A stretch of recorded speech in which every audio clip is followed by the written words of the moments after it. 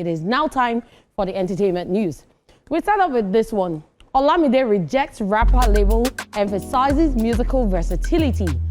Nigerian rapper and music executive Olamide has stated that he refuses to be boxed in as just a hip-hop artist, stressing his love for music in all forms.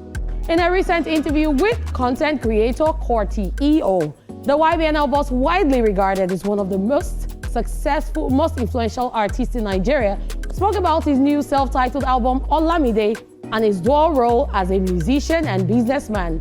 I quote, "I fell in love with music. You can't box me and call me a rapper or tell me this is what Olamide is into," he said. "I love music and you're not going to tell me when to make XYZ sound," end of quote. Olamide's statement reflects his career-long reputation for blending hip-hop with Afrobeats, Fuji, and pop. His latest album features a mix of sounds that underline his versatility and hit-making prowess.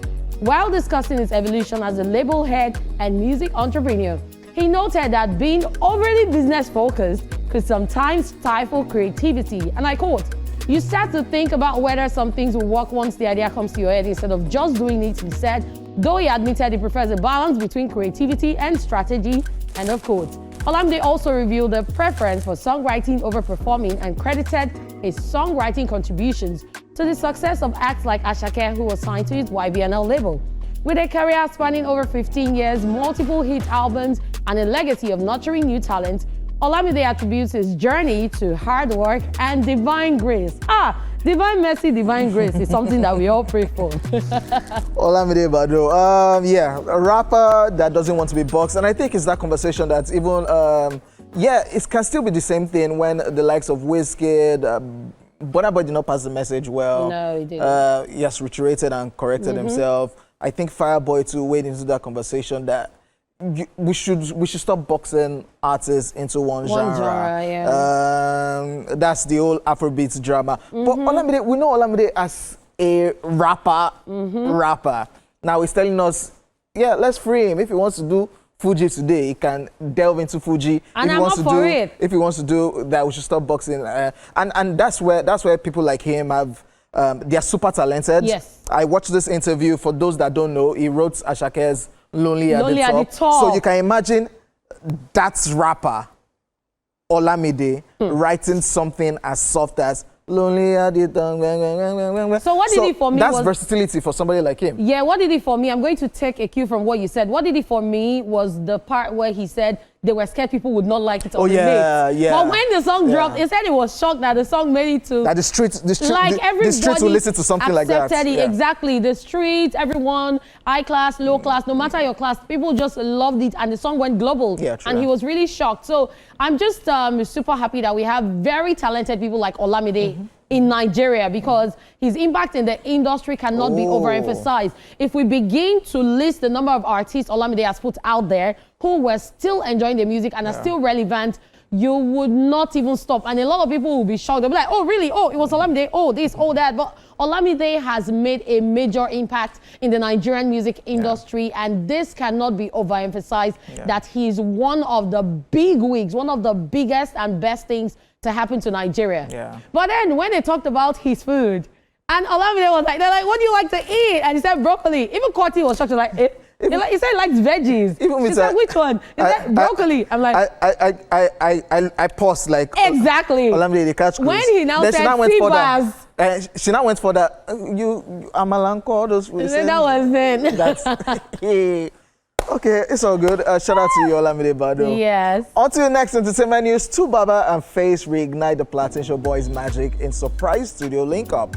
Fans of early 2000 Nigerian pop are buzzing with excitement following a viral clip showing music legends Baba and Face vibing in the studio. The footage, which has circulated widely on social media, hints at a potential collaboration between the two veteran stars, one that will mark the first joint effort from members of the iconic Plantation boys in over a decade. The duo, who make up 2/3 of the legendary group alongside Blackface, played a pivotal role in shaping the sound that would eventually evolve into today's Afrobeats. For longtime fans, this possible reunion stirs up waves of nostalgia, while newer listeners may get a taste of the chemistry that once defined Nigerian pop music. Plantation Boys was born in the late 90s at the Institute of Management Technology, IMT, Enugu, before relocating to Lagos, where their blend of soulful harmonies and relatable storytelling earned them mainstream success. However, the group famously split in 2003 after Tubaba, then known as Two-Face, embarked on a solo journey that would cement his status as one of Africa's greatest music exports, while Face and Blackface also found varying degrees of solo success. It was their 2008 reunion project Plan B that last brought all three voices together. Since then, tension has lingered, particularly between Tubaba and Blackface, with the long-standing dispute over songwriting credits for the classic hit African Queen. Despite the drama, Tubaba and Face have managed to keep their friendship intact, and this recent studio link-up has fans hopeful that something special is on the way. Whether it's a one-off track or the start of a new chapter, one thing is certain: the legends are stirring again. I love this legendary move. So this is really, really exciting for me because recently we broke the news of Face celebrating the Plantation Boys and reminding us of how they were back in the days, telling us how everything started, and now we're having this. I don't know, that particular day, I think it was last week Wednesday when we also spoke about the fact that we would like to see a comeback, but with Blackface always calling them out, would that happen? And it seems this is a response to what we said, because I'm super excited. I'm looking forward to listening to this song. If it's a single or an album that Face and Tubaba are working on, I really do not mind. I'm all for it because they're both talented individuals. I'll just drop this here. Dear Tubaba and Face, you people are looking for trouble because people are in the studio without Blackface. Don't do that. What if they invited him and he didn't come? Because we don't know the backstory. Me, I'm just saying my own. Okay. You people are in the studio without Blackface. It'll probably be a single from Tubaba or a single from Face. Whatever is happening, you people have gone to look for trouble again. That's what I'll just say. My own is I don't want to hear tomorrow that Blackface will now put on camera and say it was one of his songs he did back in the days that they came back to do. And now they have dropped his song again. He actually owns the original. He wrote that song. It's part of the old Plantation Boys. Please, I don't want to hear any of that. Please, I don't want trouble. Blackface, if you notice, Blackface, if you notice, I'm on your side. That's why I'm begging for you. I did. And I hear me too, I did. I did beg them. May they don't find your trouble. May we hear what do. Anyway, I'm looking forward to whatever they're cooking in the studio. When it's ready, just serve it to us anyhow you like it. Definitely. All right. Still on the entertainment news, Ubi Franklin explains why he bans female artists from getting pregnant during contracts. Nigerian music executive and talent manager Ubi Franklin has opened up about the challenges of managing artists, particularly women, and why he includes a no pregnancy clause in contracts with female signees. Speaking on the Culture Sonic podcast, we explained that once artists become famous, managing them becomes significantly more difficult. He argued that both male and female artists tend to become distracted by fame, with male artists often engaging in womanizing and female artists also becoming less disciplined. I quote, "The only artist that can be controlled is the one that has not had a hit. Once they get that, the biggest problem is womanizing for the men and promiscuity for the women," end of quote, Ubi Franklin said. He went on to highlight the unique challenge pregnancy poses for female artists in a highly competitive and demanding industry. According to him, developing an artist from scratch can cost between 150 million naira and 300 million naira. And a pregnancy could jeopardize that investment, especially if the artist has not yet built a stable career. I quote, "If I'm signing a female artist, I always put it in the contract that for the duration of the agreement, you will not get pregnant," he said. "It's not because I don't want them to have kids. It's just that they need to build a solid career first. Show me one female artist in Nigeria who wasn't already successful, got pregnant, and bounced back. It's very rare," end of quote. He stressed that while the entertainment business may look glamorous, it is a serious and capital-intensive venture. I quote, "This is a freaking business. People see artists having fun online and think it's all games, but we invest huge amounts of money with no guaranteed return. If the career is caught short by something as major as pregnancy early on, it's a major setback," end of quote, he added. Ubi Franklin. Ubi Franklin. I guess it's speaking from a music executive point of view. Yeah. And you cannot hate him for stating that because Shout out to record labels that sign female artists, because this is a big issue. It is. And you shout out to people like Tiwa Savage, Omaomi, Mama K. After giving birth, they still come back into the industry and continue their grind like nothing happened.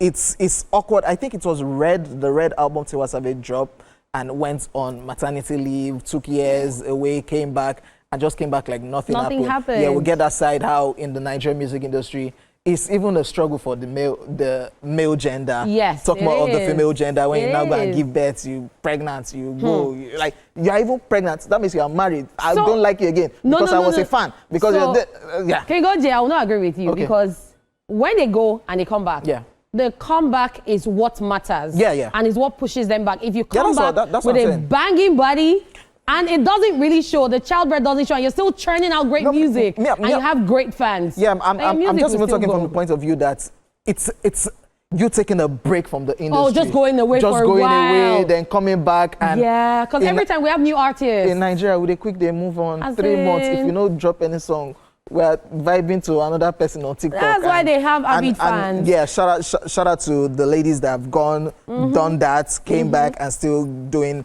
their business. And Ubi, frankly, is just stating it. It's not easy. And inputting a clause in the contract. That's awkward, by the way. So for him, it's just trying to secure his investment. Because at the end of the day, when you manage people, it's an investment, especially when you put your money into it. So this person is super talented, blah, blah, blah. She can sing, you can see the bright future, blah, blah, blah. Then you pass out the contract and say, yo, in this space of 5 years, no go do 1 or 2 things when you go pregnant. You grab. I have a question. I have a question. Shoot. So what if she agrees? Okay. And she's married, or she has a boyfriend, and something happens. Yeah. And then she doesn't even know she's pregnant until it starts showing, because there are people that get pregnant and it doesn't show. So does that mean she has gone against the clause and is going to pay? Like, it's crazy because the human body is not something that you can actually understand. A lot of people have tried to understand their body, especially women, and there are things that happen that would even shock you. You wake your body, it will shock you. So now I'm flipping back. Triple MG, that's the record label. Ubi Franklin, Mid-Men Music Group. That's Inyanya and Ubi Franklin. The only female artist under that record label back in the day was Emma Naira. So during that period, I'm now thinking Emma Naira didn't give birth. It was after the old contract.